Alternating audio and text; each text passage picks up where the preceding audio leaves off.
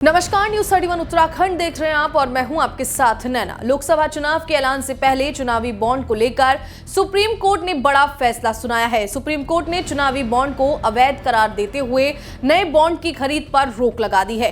Court ने कहा कि चुनावी बॉन्ड सूचना के अधिकार का उल्लंघन है। वोटर को पार्टियों की फंडिंग के बारे में जानने का पूरा हक है। इसीलिए भारत के मुख्य न्यायाधीश DVI Chandrachud, justice Sanjeev Khanna, BR Gavai, JB Pardiwala और मनोज मिश्रा की 5 न्यायाधीशों की पीठ ने गुरुवार को सर्वसम्मति से फैसला सुनाते हुए चुनावी बॉन्ड योजना को रद्द कर दिया है।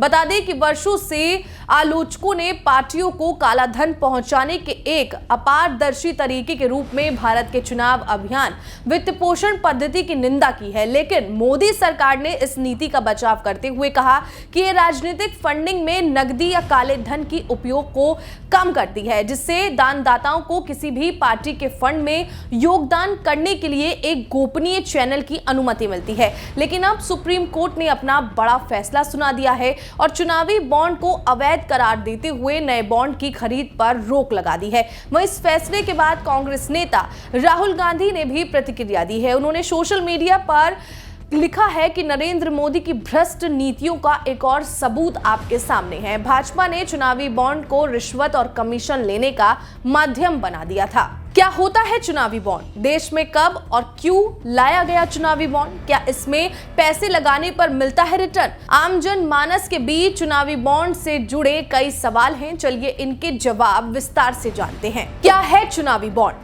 चुनावी बॉन्ड राजनीतिक पार्टियों को दिए जाने वाले चंदे से जुड़ा है। दरअसल वित्तीय साधक के रूप में काम करने वाले चुनावी बॉन्ड के जरिए कोई व्यक्ति या व्यवसायी अपने नाम उजागर किए बिना किसी पार्टी को चंदा दे सकता है। योजना के प्रावधानों के अनुसार भारत का कोई भी नागरिक या देश में नियमित या स्थापित इकाई चुनावी बॉन्ड खरीद सकती है।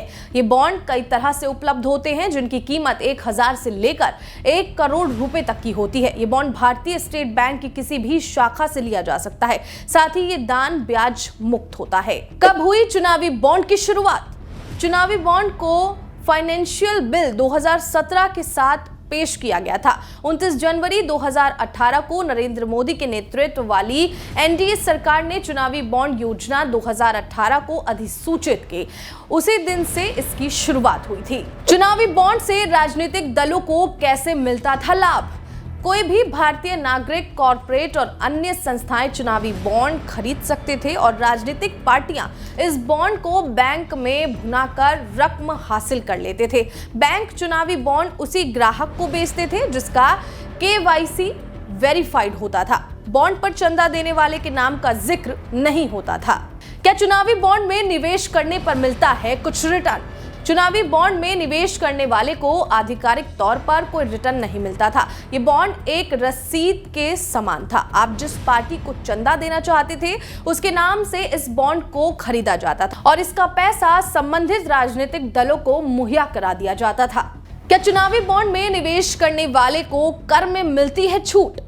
बता दें कि राजनीतिक पार्टी को सीधे चंदा देने की जगह चुनावी बॉन्ड के जरिए चंदा देने से दी गई राशि पर इनकम टैक्स की धारा 80 GGC और 80 GGB के तहत ये छूट देने का प्रावधान है। खबरों को देखने के लिए बने रहे न्यूज 31 उत्तराखंड पर और चैनल को सब्सक्राइब करना ना भूलें।